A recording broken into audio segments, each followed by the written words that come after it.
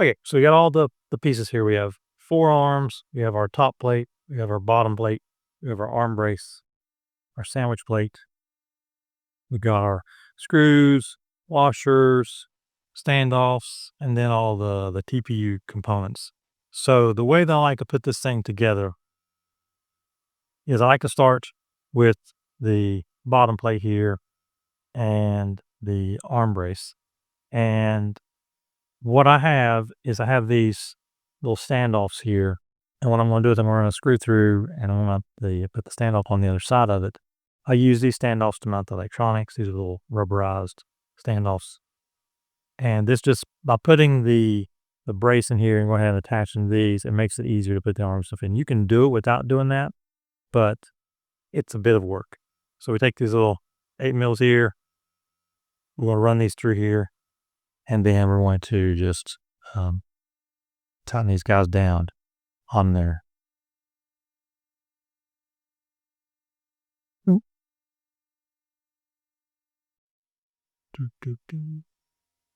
Now, I use these because I thought Kiss sometimes is a little finicky with vibrations, or it can be, or it used to be. I've been flying these things for a long time. So I like to have these. If you had a double stack in here, you probably wouldn't use this setup because you're going to lose a bunch of space here. You would probably have maybe a little bit shorter screw, or you would run longer screws all the way through and then just tighten down with a nut at the bottom. You could do it that way as well. In any case, what you want to start with is putting this little sandwich plate in here, run your standoffs and your screws there for your standoffs for your stack. However you want to do that, fit that in there. Like I said, in my case, I'm using these little rubberized standoffs here. The kit doesn't come with these. It does come with the screws here. It doesn't come with these right here. Okay, so we've got our brace put in here. The next thing we're going to do is we're going to take our sandwich plate. We're going to put that down there, and we're going to slide an arm in here. Put that in the spot here, and we've got it lined up with the holes. We're going to take one of our 14 mils. This is the front here. Take one of our 14 mils. We're going to run this through here like this, just a little bit. Just kind of get started. And then we've got our lock nut that we're putting on the other side. I get that on there. I'm going to get a little bit more in. There we go. Got a lock nut on the other side here.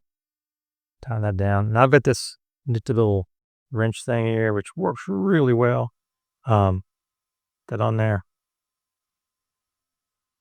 We'll tighten this guy down. All the way on there. There we go. We've got that guy in there. And we're going to do the same thing for the other arms here. Start here. Like this.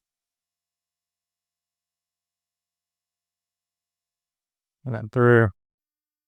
Another lock nuts. Got a lock nut on there. Get a little wrench. And tighten this guy down.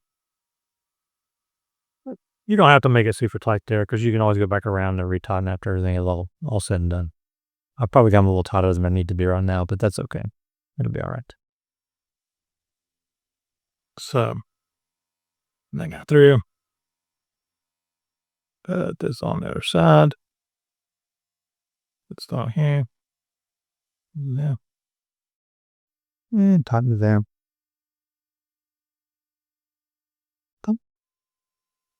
And last arm. Slide this guy in. Slide that through. Put a nut. Put a nut on there. And we're going to tie this guy down. Now, if you're wondering where I got this nifty little tool, I actually got this little wrench tool with a motor, instead of motor pliers where you hold the motor and you can tighten down or loosen up your props. There's a link to that on my my website. The link for the website's down in the description. You can go get that. I got it on Amazon. It came with this. And so it's got this part here, which is great for your prop nuts. And then these are perfect for these little M3 nuts right here. They fit perfect. And the way that this sits on there works really nice. It kind of holds it in place while you're doing it. So now we've already got our 4 arms in, and we've got our brace in there, and you can already see this thing's already pretty tight as it is. There's a little bit of play running out because I don't have them all tightened down yet. I don't have the other ones in. But so what we're going to do now is we're going to go ahead and put the front two in. The back two go in with standoffs, and we'll do those here in just a second. But let me go ahead and get the front two in because it uses the same process that we were doing with the others. You got just one screw, goes all the way through here. Gotta line this thing up again. So I moved it a little bit. There we go. This guy through. There we go. Let's put this guy on here. That. Tighten this guy down. There we go. And then we're going to do the other side here on the front. This goes through. Over lock nuts. This should be our last lock nut. Stick it on there. Get that through. I'm tighten this guy down. All right. So, front two arms are fully in. The back two arms, we've got 2 more screws to go in, and we use standoffs for those. So what we're going to do with this, I'm going to slide this in. And I was kind of hand tighten these right now. Later, I'll go back and retighten everything when everything's all said and done. Just hand tighten that down. And slide this guy through here. Sometimes they don't slide through. Sometimes you got to screw them in a little bit. Those are pretty good fit. And just tighten this guy down. All right, we've got our standoff on there. And we're just about done at this point. So I've got the arms in. We've got the sandwich plate on, a little brace. Bottom plate is in place. So what I want to do now is I'll go ahead and put the arm bumpers on. Now these arm bumpers, the way they're designed, your screws will go through. The screws aren't holding it on there. What is holding it on there, there's a little lip around this, and then there's this little notch here that goes through this hole. And as it fits around there, that holds it in place and it won't come off. Countless crashes will not come off. Super slick. I got this idea from the pirate frames that I was flying. And that's the way that their arm bumper was kind of designed. Not exactly like this one, but in a very similar fashion. They were using the hole there, or a hole that was on there as a little notch on there. Instead, it goes on there nice and slick. That's not going to come off, but you can take it off easily enough. You know, just pull this back, and it'll kind of pop off. But your screws run through. They're not against the TPU. I used to make arm bumpers that were held on by screws, and I always had the problem of the screws getting through and the arm bumper coming off, no matter what I did. Using this little notch hole, I don't know why I didn't think of that before, but kudos to prop frames for that. That was a genius design, and so I utilized that in this design here. So go ahead and get the other ones on here. Put these guys on. It's kind of fit over. We're getting snug, but once you get them on there, boom, it won't come off. Really slick the way it works. I love it. And it protects your arms like really, really, really well. I've taken a lot of crashes. Been watching the channel for a while. You've seen I've done a lot of crashes with these. I've not replaced one yet, and they've not torn through. Eventually, they will tear through, you know, because they're eventually going to take enough hits that the TPU is going to wear. And you have to replace it. And the beauty of it is you don't have to take anything off to do that. You just pop it back off and pop a new one on, and you're good to go. Screws on or, you know, or not. Doesn't matter. You can do them with the screws on or not. I'll go ahead and do them this way. Get that little snug right there. Come on there, Stacy. You see, it's a good snug fit. Oh, go up over there. There we go. That over on almost.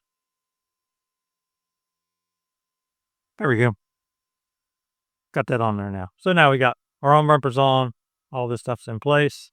The next thing that we want to go ahead and do is get our other standoffs on here. and then we can put the camera cage on there. And typically you would put the camera in, put the cage together, then put it on there. So we're going to put it together, but of course I don't have the camera in here, and it doesn't matter for this. You can always slide this back off and pop the camera in. The beauty of this that I like with the camera cage, since we're talking about it, is it's a fixed angle, which you may or may not like. You may want a different angle. You can always redesign it. The files are out there. You can go design your own. But the beauty is you don't have to put any screws in your camera. I don't know how many times I have stripped out the little holders there for the screws going into the camera cases, no matter what I've done. Sometimes they've just slipped. And the beauty of this is the camera doesn't move, and I don't mess it up by putting screws in there and messing them up. The new one that I had there had a case where it got messed up and I didn't even do anything with it. I mean, it just got messed up for some reason. So on design this, I was like, I do not want to have to put screws into it. So that's what I did. This just wraps around it, and you don't have to do that. So anyways, let's go and get standoffs on there. And we used the little 8 mils here. That gives a nice good bite into the standoff. So you got lots of strength there. Like I said, we just put these in your reverse hand tightening right now. When you get done with your build, you go back around and then you re-tighten everything down really good and solid so that it doesn't come loose. And you'd probably be best to put some Loctite, some blue Loctite on there on all your screw connections.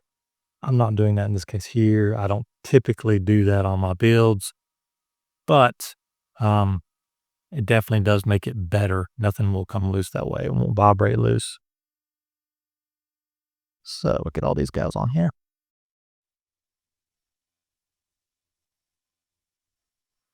All right. So got all these guys on here.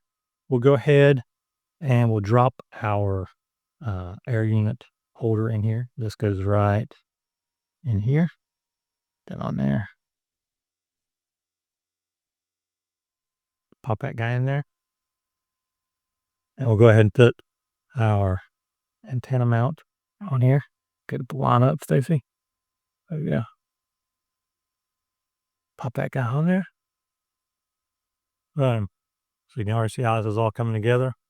And now we're going to build the camera cage and we'll pop it on there. So the camera cage, you put your camera in. There are 3 standoffs that we have left. These go in right here. They slide all the way in, just like this here. And then this guy goes back over top of this here. And of course, your camera's already in there when you do this. And you've got a little slot here actually in there that your wire for your camera comes out the back here. And then built into this, in this clear case here, is a mount for a ELRS RP2. Now we could modify this back here. You can modify this to hold a larger receiver you wanted, but it makes it really nice to have your receiver tucked in back here and you don't have to have a place for it. This is where I mount mine. So if I was doing this with a different receiver and it didn't fit in this, then I would just modify this camera cage here to allow for a different kind of receiver to be mounted in there. Most of them will probably fit in there. Most receivers these days are pretty small, but if they don't, you can always modify that and pop them in there. So we've got that guy in there. We're going to take these little small screws here. These are the little short ones. Just pop in here. And we'll screw this guy in. I'm not going to screw in too tight, just enough there. There we go.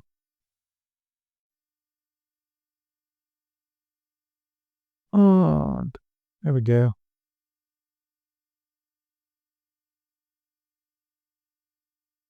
And we've got a few more of these to do.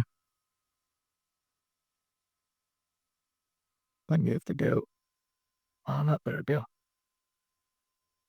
This little short ones that go in here.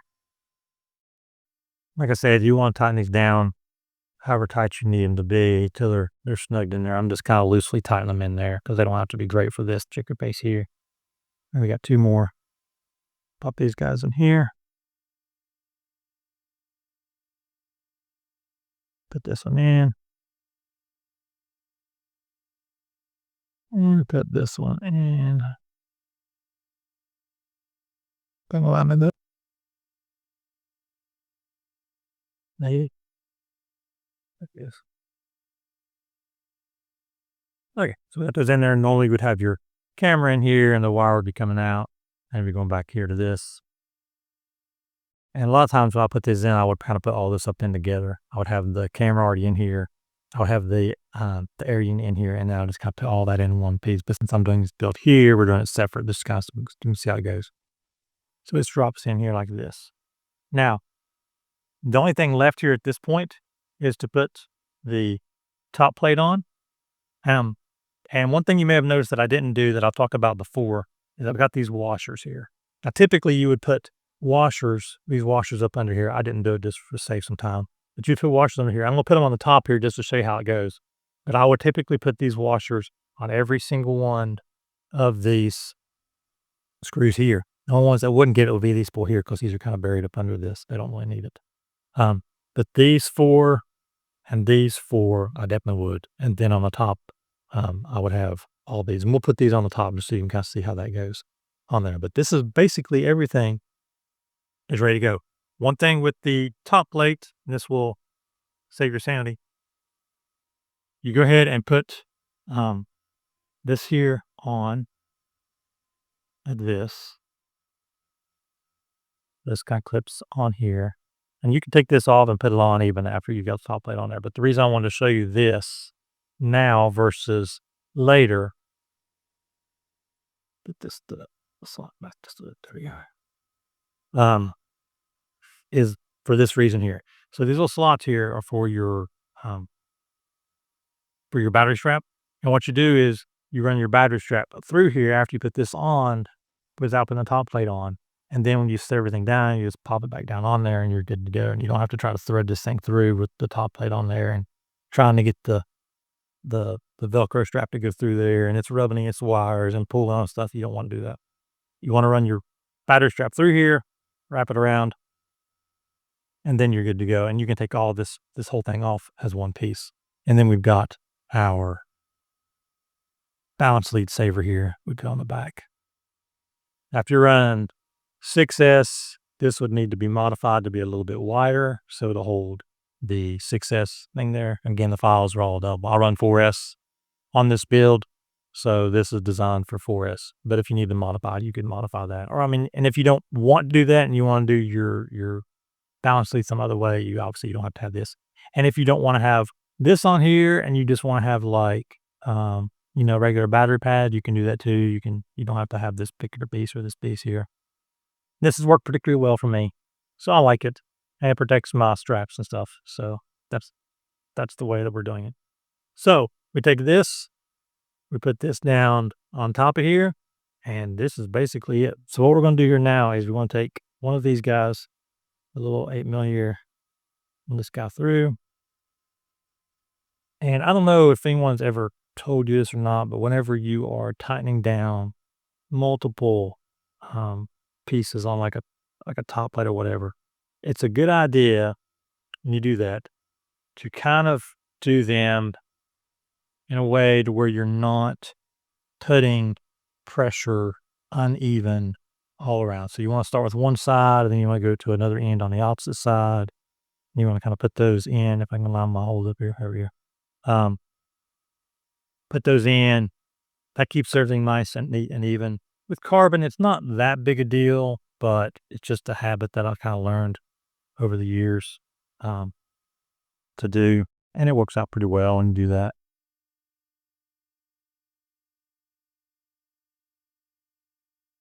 Now he's got like 3 more of these suckers to go.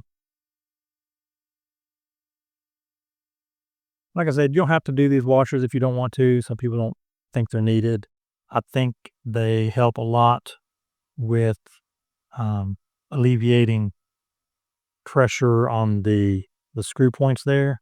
Kind of spreads out the pressure all the way around. So when you tighten these things down, everything is kind of nice and even down. You don't have pressure at too small of an area. It's kind of spread out a whole lot more. Instead of being at, a little 4mm area, it's more like a 10mm area. That's a big difference in how that works. So now if you get the kit from Armitan, they do not come with these washers. And they also do not come with the motor screws. If you get it from CNC Madness, CNC Drones, then the kit comes with the screws for the motors, and it comes with these washers. Like I said, you don't have to have the washers. They're not necessarily needed. But I like to use them myself. And like I said, you can see this is how it is if you don't have it, and this is how it is if you do put them on there. And that is the frame. That is everything. You can see you got some extras here. You got some extra screws. You got some extra nuts and stuff. At least in the CNC one. The one from Howard Hand didn't have any extra screws or anything with it. It had the exact amount that is needed. No extras. The CNC one had some extras. Your mileage may vary with that. But that is the frame. That is everything together. It goes together pretty easily. And I don't have everything tightened down, but you can see how stiff this thing is. I mean, it's stiff. I'm not even tightened down right now. So,